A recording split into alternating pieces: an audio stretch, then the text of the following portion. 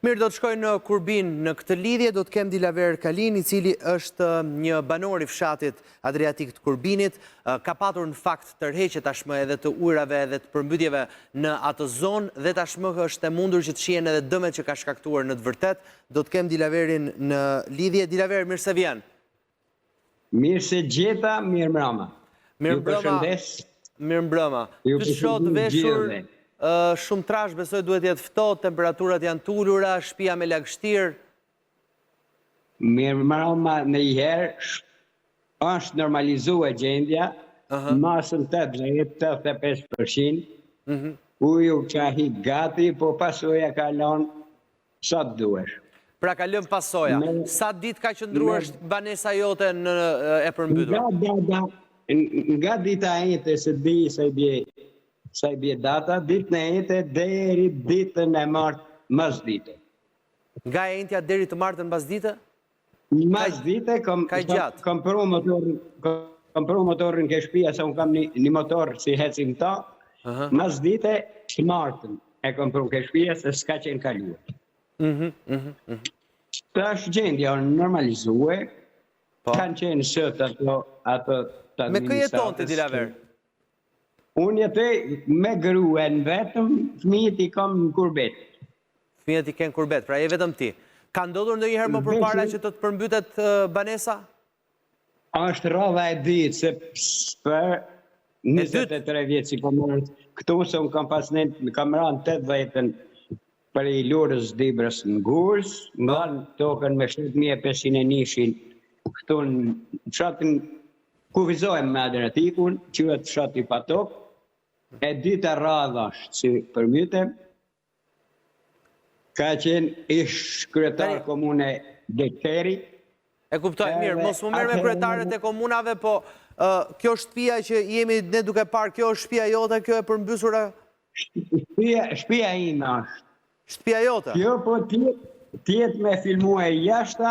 Po tani, dua të kuptoj, pati dalje të ndonjë rrjedhje, pati hapje të ndonjë dige, si ka mundësi që ka patur kaq shumë ujë aty tek fusha e tua? U hap lumi droj. Lumi droj ju hap agjinatura, edhe në shkastin të mitin.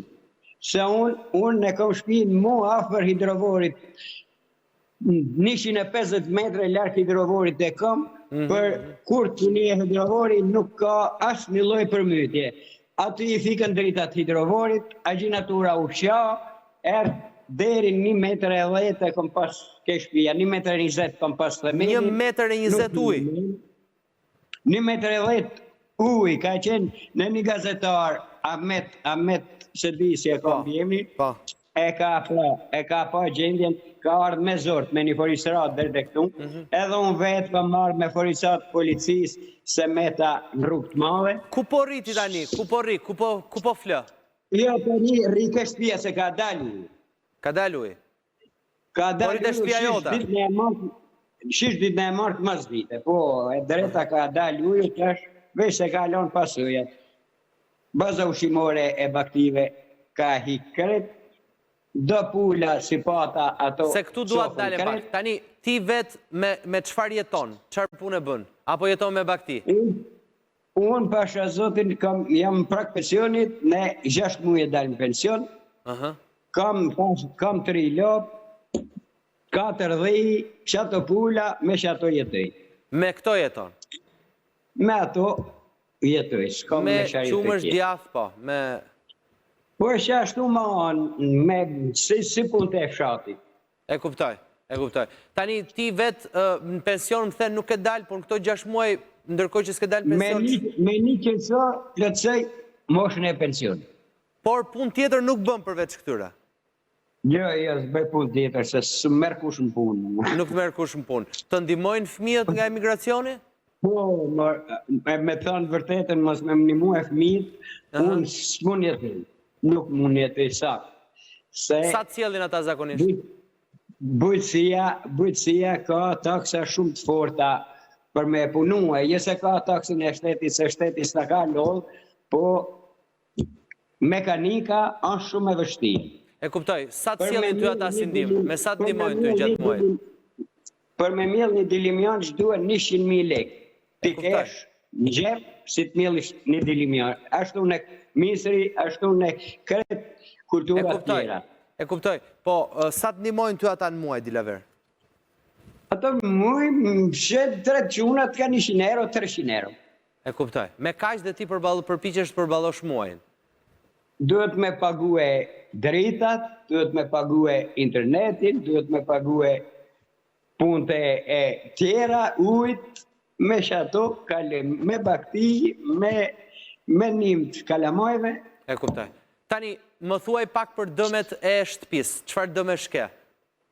Dëmet e shtëpisë kam në bazën ushqimore të baktisë njëherë si ka përfundu e kajtë. Sa kishe shpenzuar për atë? Unë pa të shpenzuar 120 degje, qenë 530, kanë qenë një 400 degje, më duket se kanë ardhe i kanë pasët, se qesha punova krasita dë ardhjesit. Po? Kanë ardhe ato të komunës, edhe se sa kanë vërsu ato, nuk e di. I kanë thënë duhesh bësh një foto, në lash me fotografi, bësh dë punë, se unë dhe me dalë me punua ka pak, se së përballojt jeta. Kështu që ti tashmë je vetëm përballë faktit me çfarë pret nga pushteti lokal? Nga pushteti lokal pres të shofi damet, po? Nëse është mushme të më... Kush ka ardhë? Kush nga komuna? Duket se kanë qenë sëtë, se unë nuk e di tamon, duket se kanë qenë sëtë. Më ose që kanë parë nuk e di unë. Por kush i ka pritë në shtëpi? Gruja. A ka qenë ajo? Po ka qenë ajo, për ka hiksone, se të të më qesë është televizor, se gjitha ke shpia, se shke ke më të vetë, e për edhe nuk di se kush ka, nuk kam qenë ka administratori di. Po mirë, këto ditë që ke qenë një përmbytur, si e lidh me fëmijët?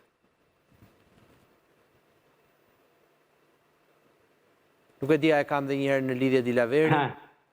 Dilaver, këto ditë që është përmbytur shtëpia, si e lidh me fëmijët, them? Ka pas internet zona?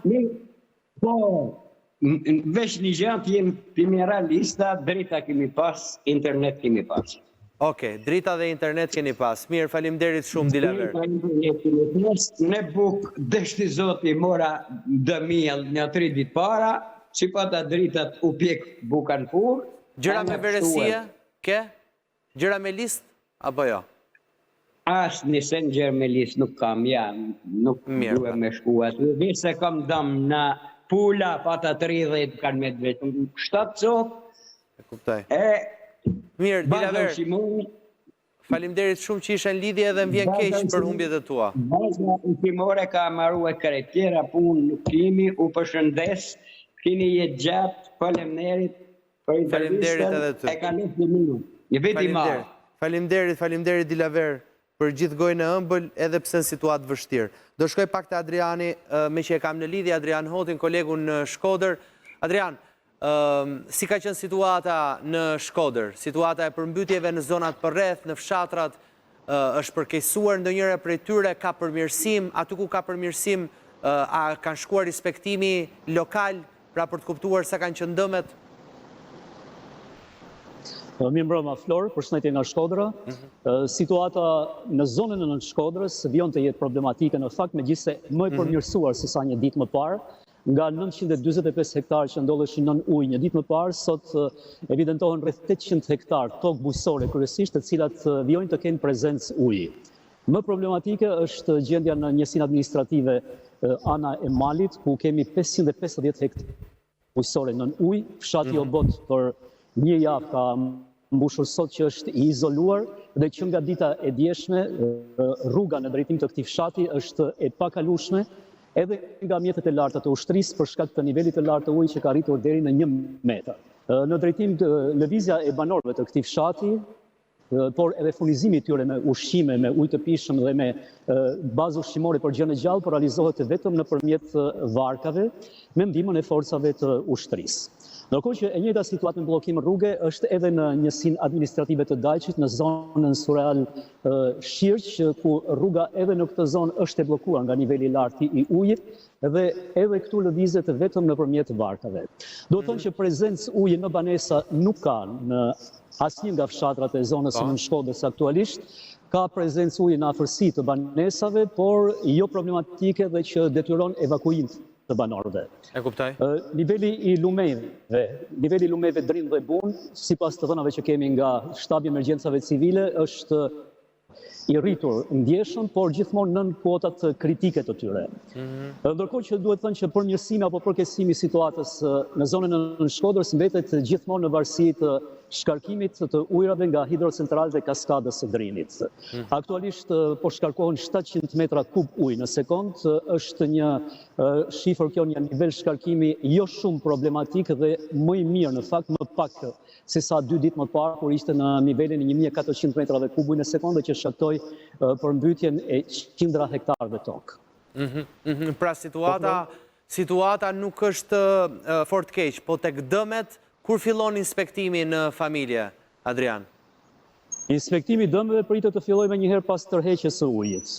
Kjo mbase do të marrë edhe disa ditë për shkak edhe të parashikimit të motit, ku pritet që rreshtet rinisin në zonën veriore të vendit.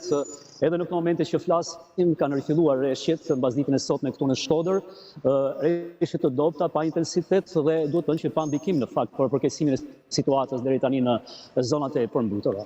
E qartë, mirë Adrian, do shohim pra se unë shoh në fakt paralelisht ndërkohë që ti flet, shoh edhe pamjet me të borë nga zona më sipër. Zona malore e qarku të Shkodrës Zona malore është këto 2 ditët e fundit pas rreshjeve të borës që janë për disa ditë me radhë, tashmë është përfshirë nga ngrica dhe nga temperaturat e ulta që variojnë deri në -12 gradë Celsius. Turist ka tërhequr? Kjo e ka përkesuar sidomos situatën e qarkullimit rrugor në disa rrugë. Rruga më problematike është ajo nga Boga deri në Theth, pasi në vendin e quajtur Qafthore, rruga bllokohet vazhdimisht nga rënja e orteqeve dhe është një punë e vazhdueshme që po bëhet nga firmat kontraktore për mbajtjen hapur të këtij aksi rrugor pikërisht në këtë zonë qafthore. Dhe deri tani është arritur që rruga të mbahet e hapur, qarkullimi të vijojë, por gjithmonë me shumë kujdes dhe me një apel të vazhdueshëm që u bëhet drejtuesve të mjeteve për të përdorur goma dimrore dhe zinxhir. Krahas kësaj rruge është edhe rruga nga Hani Hoti deri në Vermosh dhe rruga Qafmali Fierës, të cilët janë sërish 2 segmente rrugore që janë në varësi të autoritetit rrugor shqiptar dhe që janë problematike sa i takon qarkullimit në këto ditë me borë dhe ngrica për shkak të rreshjeve pra thash. E qartë. Pastrimi i tyre me borë pastruese vijon, por edhe me hedhje kripe.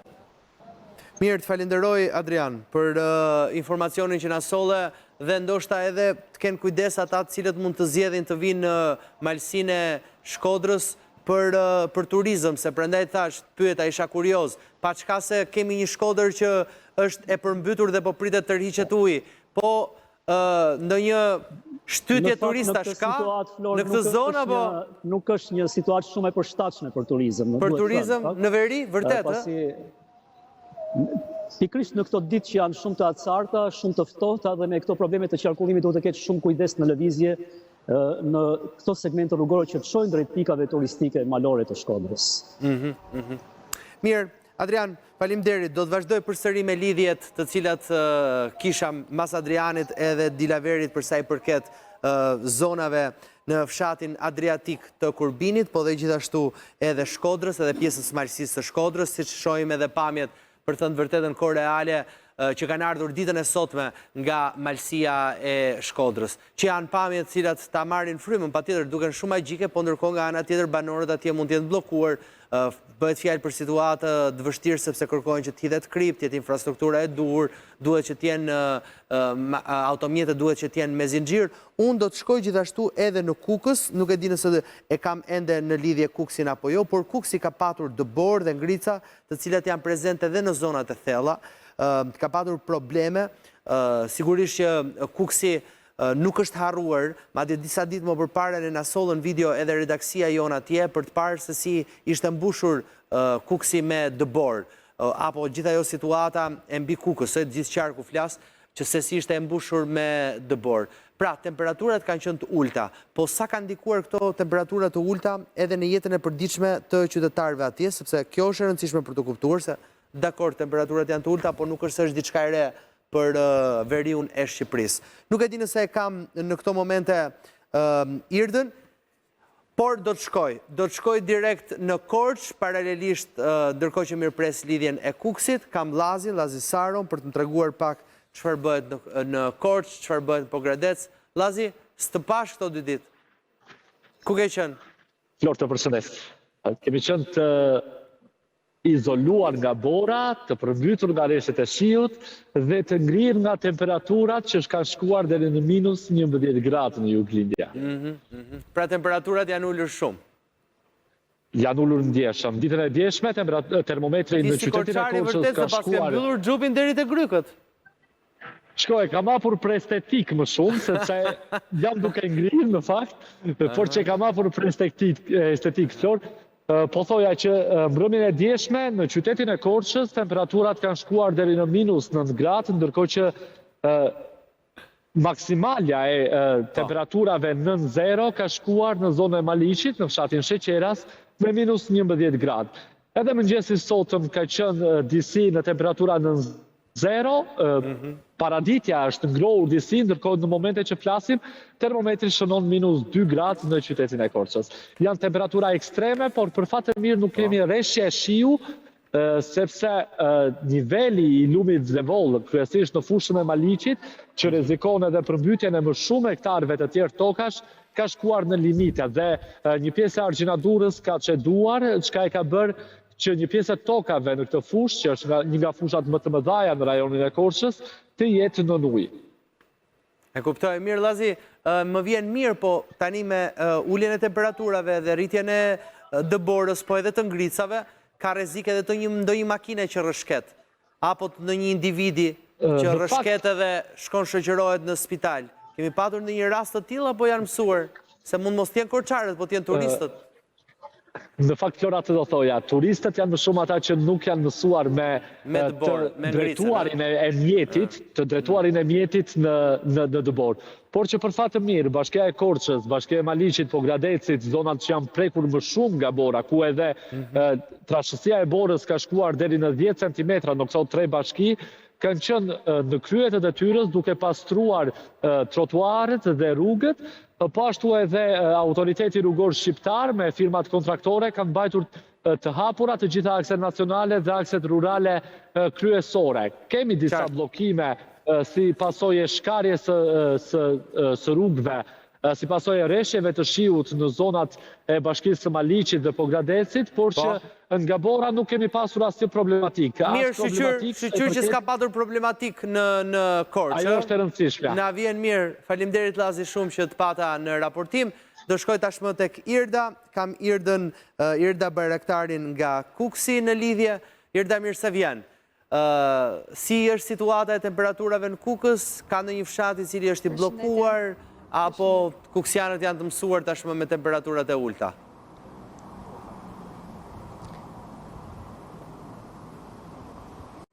Sigurisht që kuksianët janë mësuar tashmë me temperaturat e ulta, por pavarësisht të kësaj, rrugët nacionale, po ashtu edhe rruga e Kombit, po vijon të jetë e qarkullueshme, subjektet kontraktore kanë qenë në terren gjatë gjithë kohës për të bërë të mundur edhe kriposin e tyre në mënyrë që qarkullimi të jetë sa më i lehtë për të gjithë. Vazhdon të jetë probleme në lagjen Gjaferaj në fshatin Topojan, është një rrugë që lidh Kujmishtin me Tedrinën, megjithëse është hapur disa herë, sërish ka patur rrëshqitje të dherave dhe inerteve disa herë. E njëjta situatë është edhe në fshatin Shtan të komunës Malzi. Sa i përket 2 bashkive të tjera, Has e Tropoj, nuk ka patur problematika të kësaj natyre, sigurisht që rrëshqitje të vogla dherash apo gurësh, por që është pastruar dhe është mirëmbajtur nga shërbimet e bashkisë, por edhe nga subjektet kontraktore, sa i përket këtyre rrugëve. Po ashtu akset nacionale, rrugët që lidhin Kukësin me Pukën, Peshkopin, Hasin dhe Shishtavecin janë të hapura dhe pa pengesa në qarkullim. Vazhdojnë punën për eliminimin e pasojave të shkaktuara nga rreshtet, sa i përket energjisë elektrike, pavarësisht ndërprerjeve të herpashershme në disa lagje të qytetit apo edhe në fshatra të thellë, sërish është bërë mundur furnizimi me energji elektrike normal në të gjithë qarkun. Sa i përket edhe prurjeve, duhet theksuar në kaskadën e Drinit, që për 24 orë nivelli i liçenit është rritur në 2 metër dhe aktualisht sipas të dhënave më të fundit nga Korporata Elektroenergjetike Shqiptare, nivelli është 292 metër mbi nivelin e detit nga 296 që është edhe kuota maksimale, e ndërsa prurjet shënohen në 1000 metër kub ujë në sekond. Duke marrë në konsiderate dhe sasinë e prurjeve, hidrocentrali të Fierzës i duhet të punojë me 4 turbina.